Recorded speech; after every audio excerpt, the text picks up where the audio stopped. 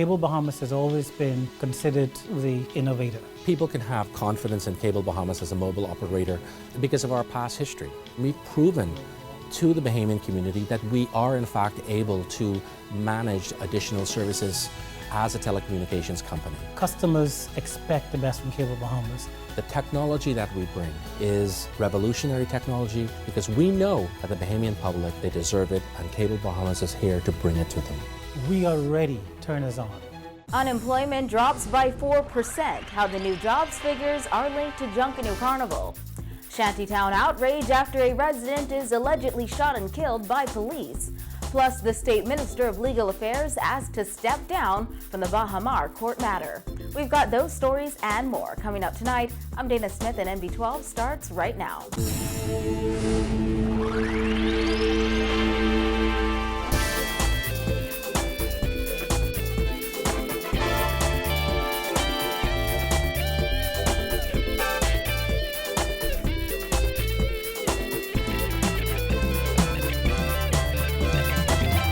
Helping news tonight, unemployment in New Providence is down, according to the labor force survey released today by the Department of Statistics. The numbers show a slight increase in the country's labor force, as well as a decrease in the number of discouraged workers. As Kyle Joaquin tells us, Bahamas Junkanoo Carnival is listed as a major contributor to increased employment.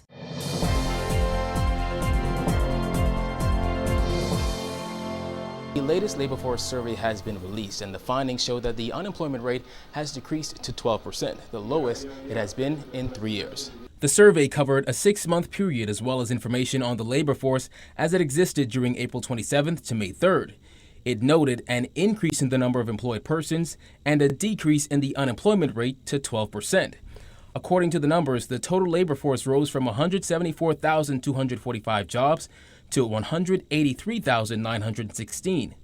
Labor Force Supervisor Cipriano Winters. In New Providence and Grand Bahama, while the number of persons in both the labor force and the employed labor force was almost equally distributed by sex, there were more employed men than women, and the men were also fewer in numbers among the unemployed.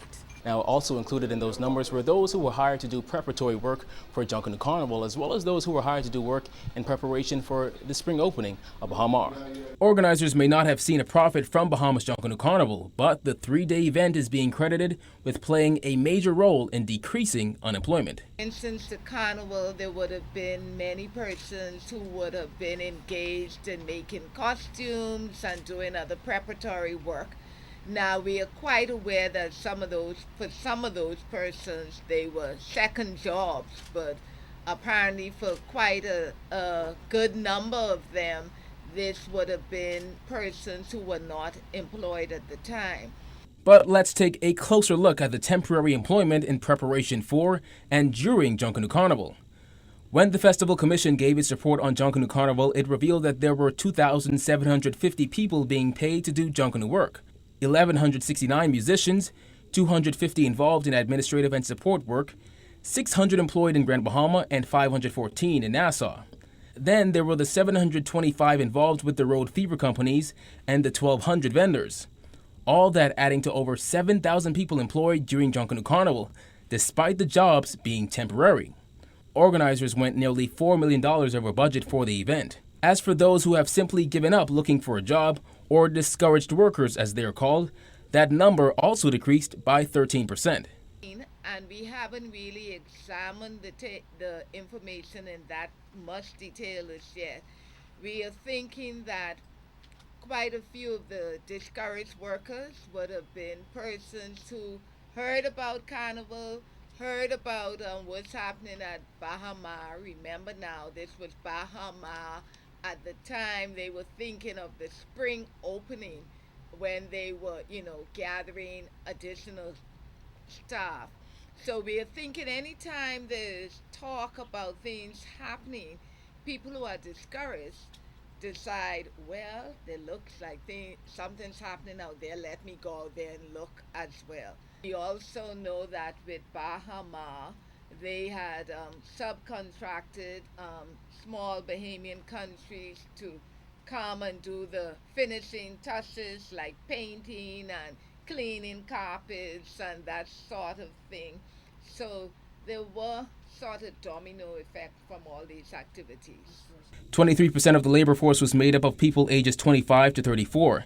22% was made up of unemployed persons ages 20 to 25. 65% of the labor force was engaged by the private sector. Now, as for those bank closures and shutdowns of other financial institutions, they too were reflected in the figures. Approximately 13% of the labor force was non-Bahamian.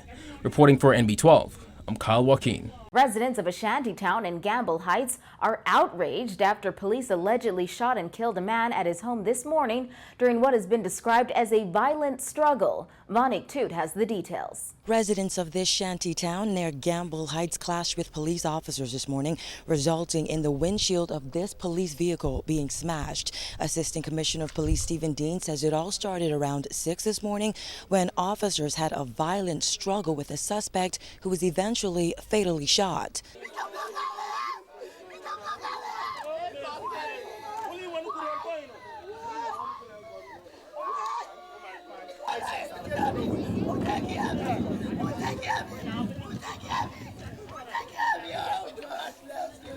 Emotions ran high in this close-knit community as the body of a police suspect shot during a confrontation with officers was removed from the scene.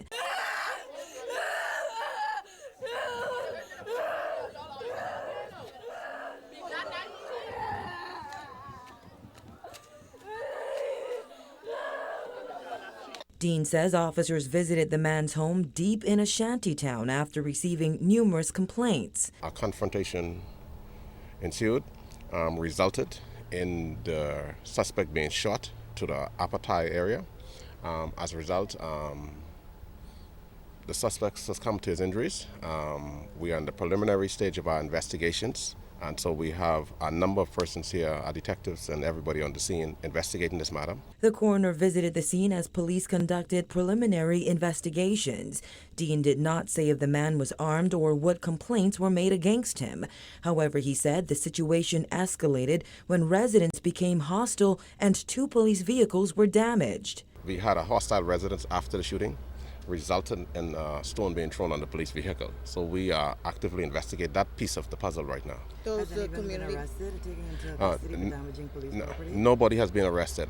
We are doing inquiries in the area, and we believe that we can bring this matter to a conclusion. While we have an unfortunate incident, the police will not tolerate that persons taking upon themselves that they believe they can damage government vehicle or police vehicle. These vehicles are needed to police the entire country, so we cannot afford to have our vehicle off the road. So we will pursue the persons responsible. The passenger window of a second police vehicle was also smashed. This morning's incident sparked outrage among Gamble Heights residents who claimed the man, known as Warlord Poppy and Nicky, was innocent and unarmed. That's my friend, man, more like a brother to me, my neighbor. You see what they saying? If anything were to go down, if I feel some type of way, I go to this fella and he'll make me happy, man. And it's sad to know really this morning, to know that he got gunned down from an officer. Innocent man, no gun, no nothing on him. You see what they saying? And they need brief. You see what he's saying? And we got evidence, because everybody who's out there that night see what's going on, man. Sweet and loyal person, respectable young man, you know what I mean? You could ask anybody on the block, everybody respect him. You know what I mean? That's uncle to me. You know what I mean? That's my blood. Everybody respect the man. For him to just open his door in the morning and just get shoot. And his boxes. And they run him down and shoot him in the back again, man. They wrong, man. And telling them stop? He telling them stop, telling them hold on, wait. He unarmed, he ain't had no gun, no knife, nothing. Gamble Heights resident Emmanuel Joseph says their neighbor was killed the day before his birthday. Made me feel bad, made me feel terrible because they doing what they doing, they think it's right. Just because they got on these badge and these little stripes on their pants and all that, they think they on top of the world. They ain't on top of the world, they below everybody, man. They below society. And he birthday tomorrow. He got killed before his birthday.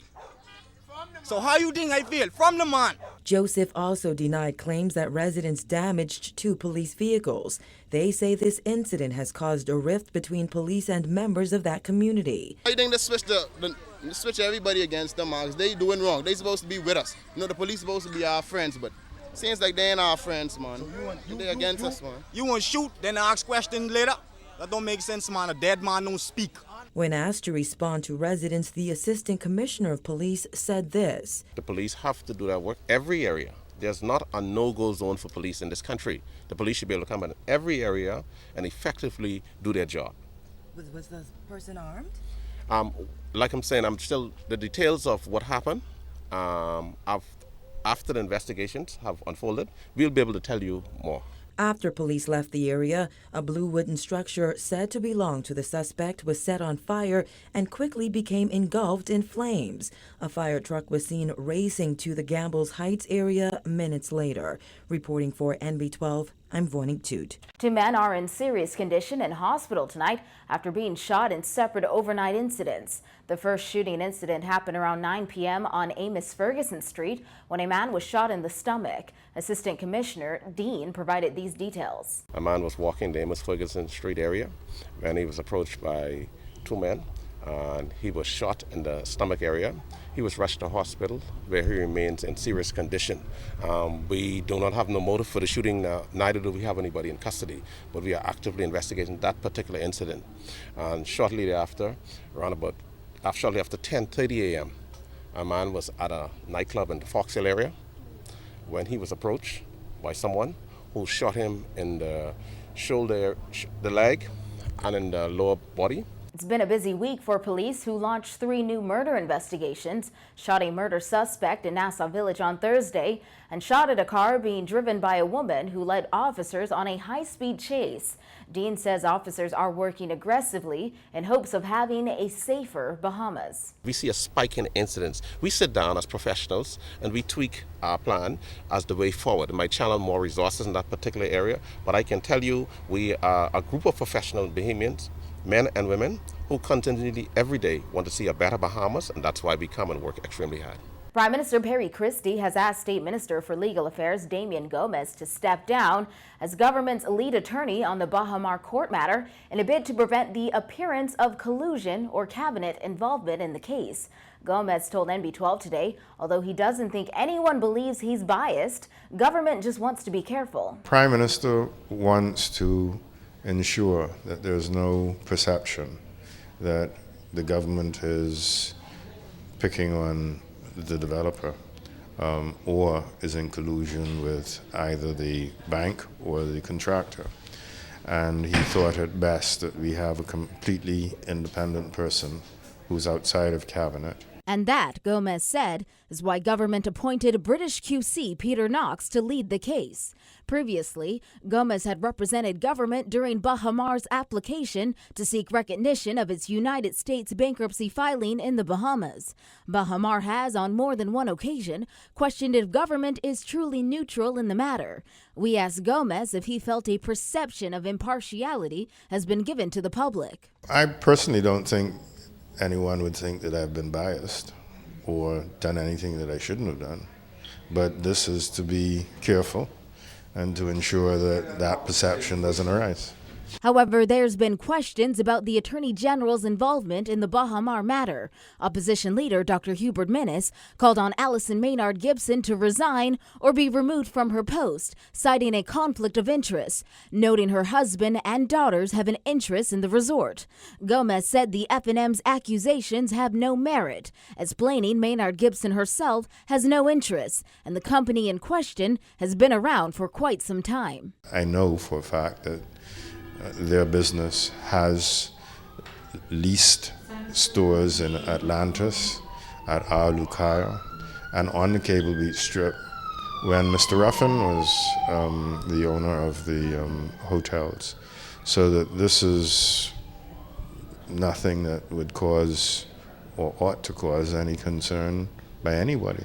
Gomez said the Attorney General is required by law to act as a legal advisor to government. As a matter of constitutional law, she is specifically required by the Constitution to act as the legal advisor to the government, so that it would be impossible for instructions to be given for the hiring of counsel, the engagement of counsel, without the Attorney General, in fact, giving that instruction.